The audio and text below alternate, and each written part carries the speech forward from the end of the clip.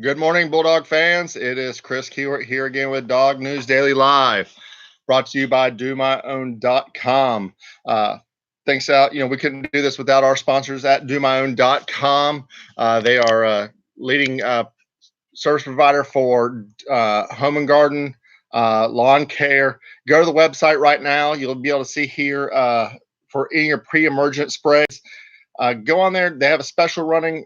Code is FALL19, FALL 19, and you get 10% off your next pre-emergent order here. So when you go to that website, you got to start thinking about the fall. Grass is cut right now. It smells great. It smells like football season, but you have to start thinking about those weeds, getting your yard ready for next spring. So go to those guys. I know they're big Bulldog supporters, big Dog News Daily fans. So we thank you so much for your support here of our website and our show here today. And go Dogs. So 2019 season's here. Bulldogs are coming in ranked third in most polls that we're seeing. Clemson 1, Alabama 2. I've seen that flip-flopped a couple times. But the Bulldogs are right where they should be. They have some struggles here. So some really not really struggles, question marks. I'll get to the concerns I have with the team later. Going into wide receivers, very young. They lost 4 of their top 5 pass catchers from last year. Ridley, Cole, Godwin, and Nada all left, went pro. Obviously, Godwin's time has expired there. And then at the end of the day, they lose their 5th one, actually, is going to be Jeremiah Holloman with a dismissal. That's really going to hurt the Bulldogs. That was Fromm's go-to man.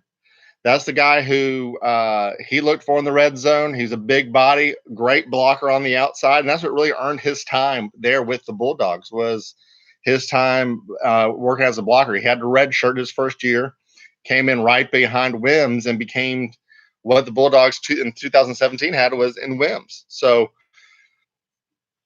who steps up next? That's the question we're looking at here for the Bulldogs. Just some thoughts. Bulldogs are going into today. They have their scrimmage number 2. First, review from the people that were there for scrimmage number 1 last Saturday is: can the Bulldogs, can the team not slow down on offense? That's something I like to hear personally. I like to hear on these on scrimmages that the defense wins out. That means the defense is stout. I don't like hearing that, the score of 28 or 38 points by the offense. That means that we're going to be in for a long season typically. I like these 10-7 games. Sometimes Kirby's going to put these kids in situations, offense and defense in situations, down in the red zone. That's why you'll see some of the higher scores in scrimmages. So scrimmage number 1, it was very hot last Saturday. It's going to be very hot this Saturday for scrimmage number 2. Not a lot of great reviews from Kirby. You're not going to hear a lot of praise and envy for a sluggish practice. That's just not who he is. He's going to be challenging the kids all the time. Scrimmage number 2. This is where they're going to start figuring out. The top 44 kids and the 2 deep, which is your starting 11 on both sides of the ball, their backups, and that's who's going to get the majority of the reps going forward. Game planning will start probably Tuesday or Wednesday of this coming week for Vanderbilt and for the schedule going forward. A lot of these third string guys, not that they're third string talent, but a lot of these third string guys are getting beat out on the 2 deep chart, are not going to get as many reps as you think. They're going to have to fight their way, claw their way. Some of them are going to end up on a practice squad and help get the top 44 ready. So that's going to be interesting to see. There's probably some positions like safety, some linebacker, wide receiver that you're going to see some kids, unfortunately, possibly not even make the trip to Vanderbilt. Reminder: they can only bring 70 kids to Vanderbilt on a road game. So 70. So if there's 44, you're gonna have some special team players making the trip, some backup guys. But only 70 can make the trip. On a home game, sometimes if you look over on the sidelines, you'll see 100 guys. Everyone dressed out, ready to go. But you cannot do that on a road game, especially your first road game. So it's going to be interesting to see who makes that top 70 making the trip. A lot of these guys that you're seeing, you heard a lot of hype about as freshmen coming in. They might be at home with us watching the game. So, uh, remember that when you're asking where a possible Dominic Blaylock is. I'm hearing a lot of great things, and he will get playing time, but he might not make the first trip. Uh, linebacker, there's some there as well. So going into the season, I'm always unfortunately a pessimist. I think Larry Munson really did that to me as a Bulldog fan of always waiting for the other shoe to drop, right? The Bulldogs are carrying on. And I think Kirby, when he came in and made that change, just mentality wise of the program and the culture for the program, that was something where in 2017, the Bulldog fans said, wait a minute, we're climbing up, and you're starting to see them beating teams they're supposed to be beating. And the teams that they're supposed to be being them bad. A bad Tennessee team, 41-0, 2017. A bad Florida team, I think that is 42-7. So those are the teams that we should be handling. And really, previous regimes should have been those games are typically tighter. South Carolina games come to mind. A lot of others come to mind that were too close for comfort. That talent really overwhelmed our opponents. Next that I'm seeing here, going into the season. So I'm always looking for concerns, something to be worried about. It's kind of what I have here, my notes. I've just been thinking about it. New coordinators. James Coley comes in. Jim Chaney is out at Tennessee now. Chaney was a good play caller. He knew the game very well.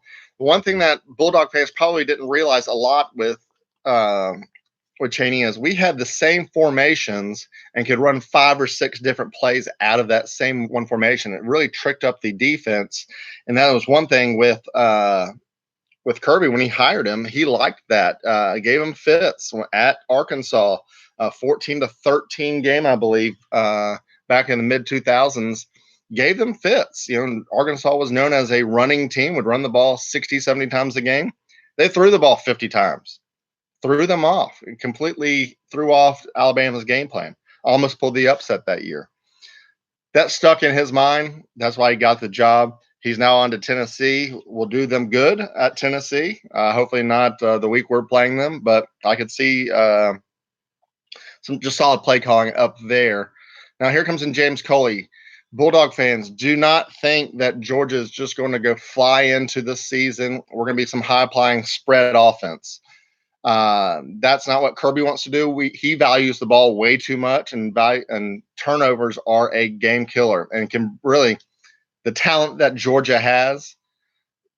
I believe that if they do not turn over the ball, especially special teams, no special teams blunders, no offensive, 3 interception games, 2 fumbles, anything like that. Georgia should win every game by probably 2 touchdowns on the schedule. That is, once again, if you protect the ball, Kirby values the ball, so do not expect some big high-flying offense. One note I took here, looking at the offense and some of the changes from only his highest pass total last year was 39 passes. That's against Alabama. Next highest was Texas at 34. He averaged about 22 attempts a game. That can be skewed a little bit. He only had 5 pass attempts. He went 5 for 5 against UMass and didn't play the rest or handed the ball off, and then Fields got the rest of the playing time there. They still averaged 38 points. They rushed 40 times a game. In 2017, Fromm only had 17 more pass attempts as a sophomore than he did as a freshman. He came out as a leader of the team as a sophomore. Everyone had a lot of faith in Jake, and now obviously it is his team as a junior. Could I see him getting 17 more from his sophomore year, total of 34 more from his freshman year? Yeah, I could. I'd probably going to see about the same, around 20 to 25 attempts, lean on that big offensive line to do their job and wear on teams in the 3rd and 4th quarter. So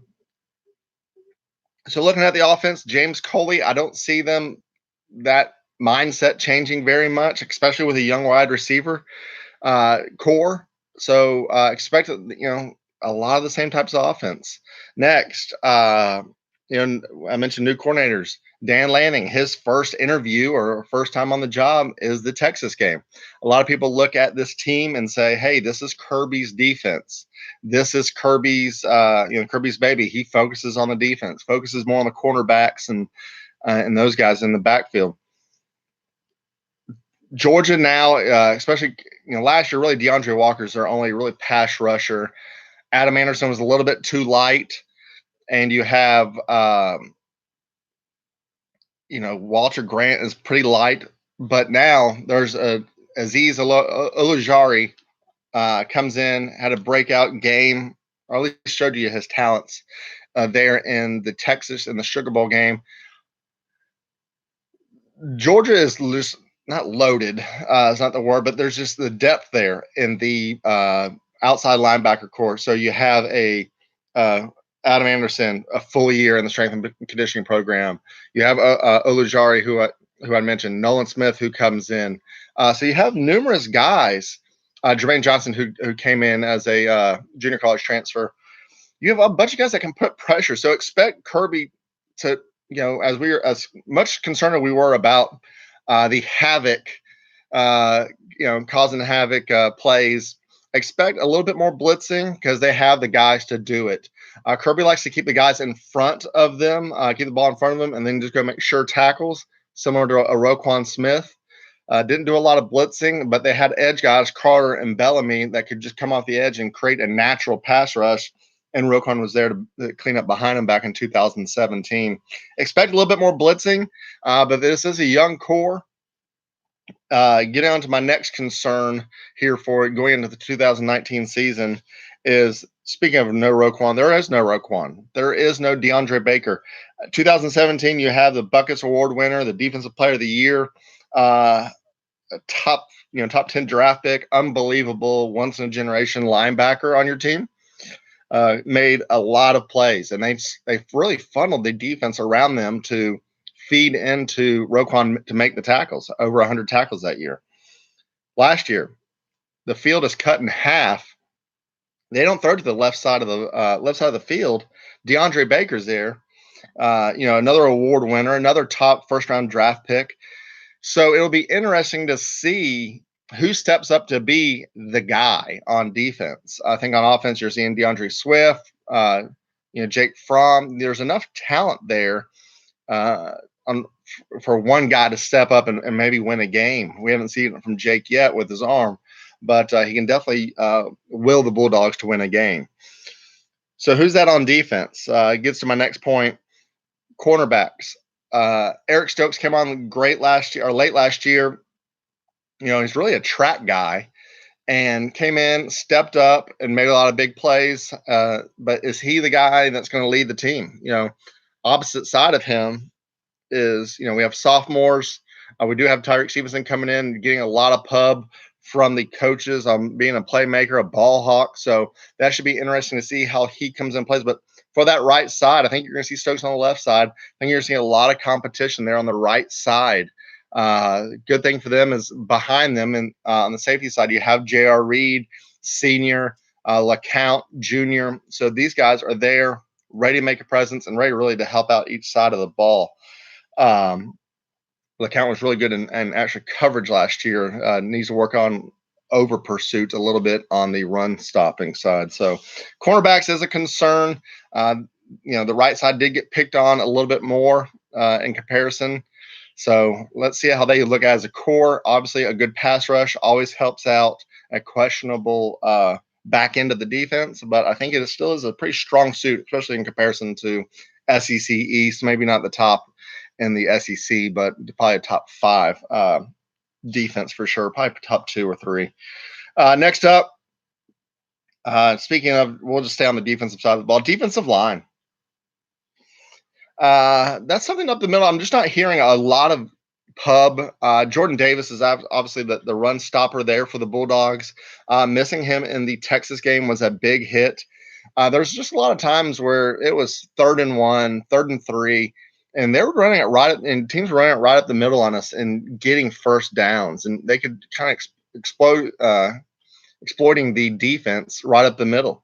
Linebacker up the middle was, we didn't have a lot of run stoppers. I think Monty Rice is a big time guy who's going to help out the defense, help out the defensive line there and be, plug the holes that they're opening up. Tyler Clark needs to come in, and I was a huge advocate. If you've watched any of these shows, or following us on social media, I post a lot about Tyler Clark. I thought 2017 he was showing his way against Notre Dame, against Alabama. He was showing that he could be a top draft pick. Last year, I think he was kind of looking a little bit towards the draft and his stock, and it set him back, and he's back for his senior year this year. So he's going to need to have to step up and be a big time contributor here. Not hearing his name a lot, that doesn't mean he's not being a huge contributor and not wowing people, but he is something that he's going to have to step up on that defense. Malik Herring is a name I'm hearing a lot. Zion Logue, Trayvon Walker. So they can come in bunches, and that's the thing about the Bulldogs and how they've recruited. They saw that as a weakness, the defensive line. They've recruited hard. Really, I think Zion Logan went from like 2-star to 3-star and kind of moved his way up, and he's showing up, and he's a dude out there. He's a stud. So look for him to get some playing time. Probably not right off early, but because we got some seniors up there, or at least upperclassmen. So look for them to contribute. Mikael Carter, you're hearing a lot of. Barnett, you're hearing a lot of. So these are guys that can at least, they know what they're doing out there.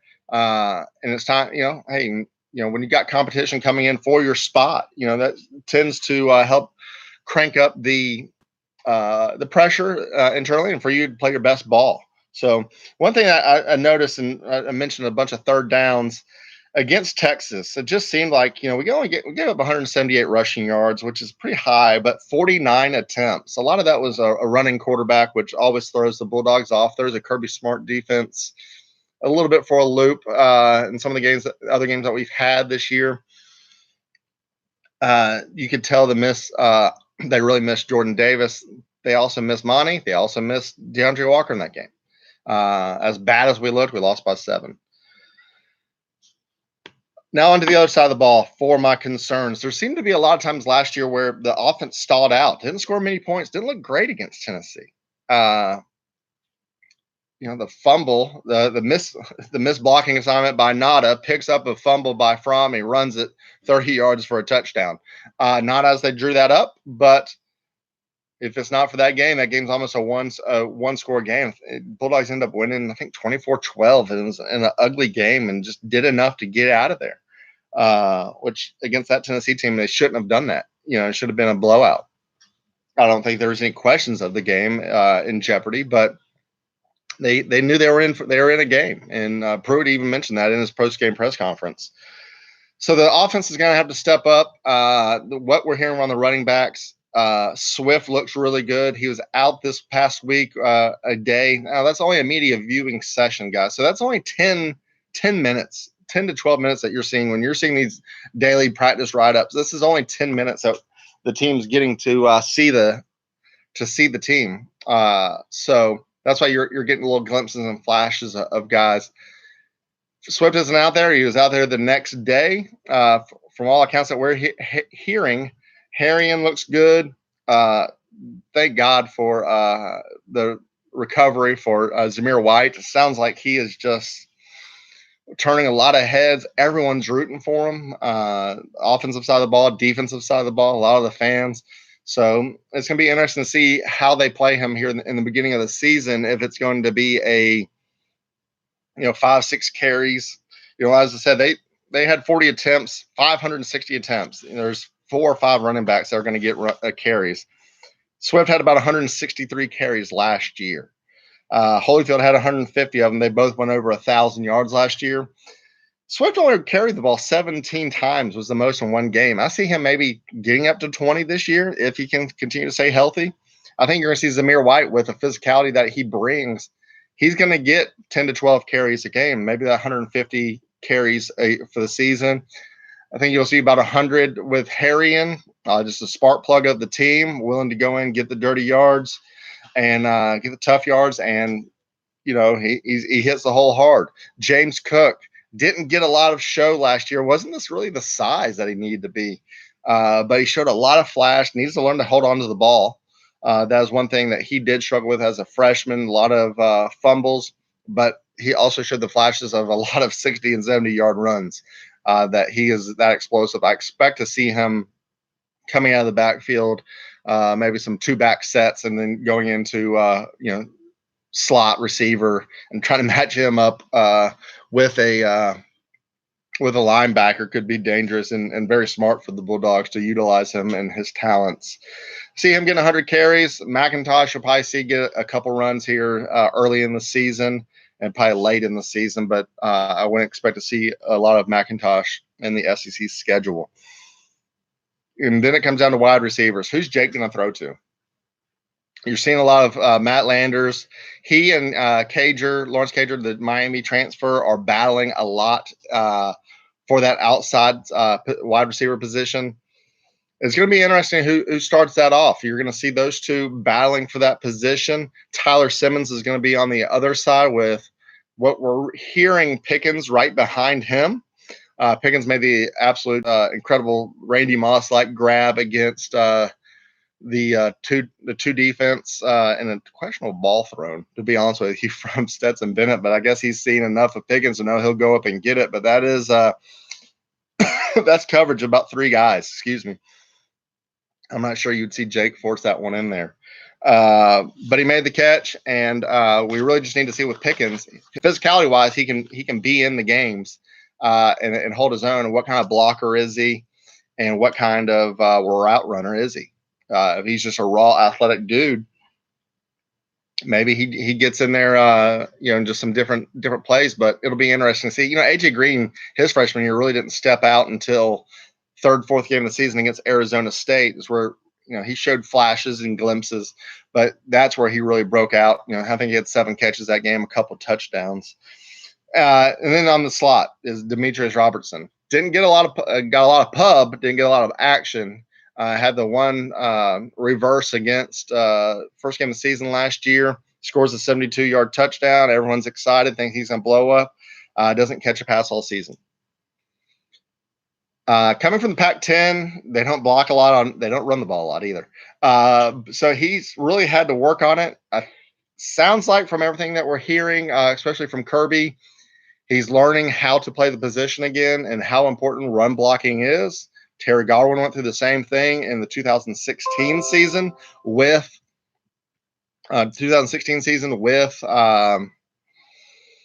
Kirby. Didn't get a lot of playing time as a sophomore. Learned how to block, got back in there. Last year, you're seeing it. Holloman gets his time. He's in there and he's playing more.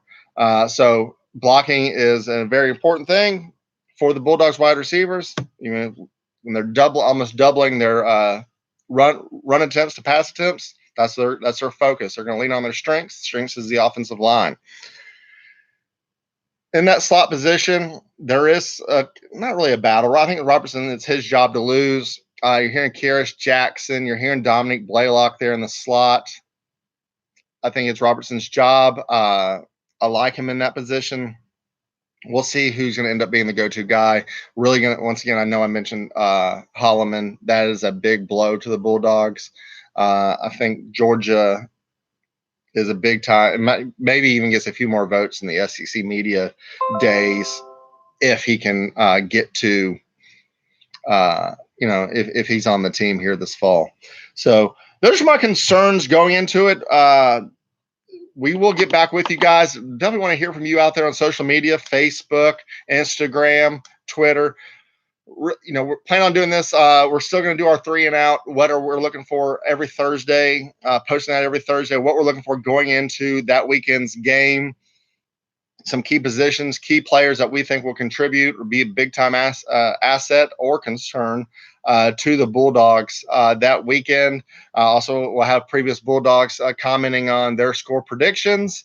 So continue to follow us on social media at dognewsdaily.com or at dognewsdaily. You can follow us on the website, www.dognewsdaily.com. We're still going to be doing the shirt contest Dog News Daily shirts. Still going to do those with score predictions before each weekend or each game that weekend. And then we also have some more hats coming, one like this. And then we have a couple others that we're going to get out there and let you guys vote on, see which ones you like the most. So thanks again to our sponsors at domyown.com. Just a fantastic group. Thanks again for the support. And Bulldog fans, hey, we're only 14 days away. So we look forward to those that will be up and joining us up in Nashville. Can't wait to see you guys. And as always, go Dogs.